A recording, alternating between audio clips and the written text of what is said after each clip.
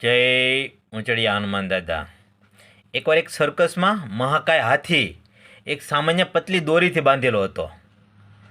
મેં એને મહાવતને પૂછ્યું કે અવડું મોટું જનાવર અને આવડી પતલી દોરીથી બાંધેલું તો એ તોડાવી ન શકે. ત્યારે એના મહાવતે મને સરસ વાત કરી કે સાહેબ, એક ઝાટકે તોડી નાખે આ. તો હું તોડતો કેમ નથી? તો કે જ્યારે નાનું મદનિયું હોય ને ત્યારે એને જાડા રાંધવાથી બાંધવામાં આવે, મોટા દોરડાથી.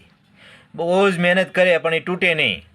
એટલે એને મનમાં એક દૃઢ સંકલ્પ કરી લીધો, પાછલો પગ બાંધેલો હોય એટલે એ દોરી આપણાથી તૂટે નહીં. એટલે હવે એને પ્રયત્ન કરવાનું જ મૂકી દીધું.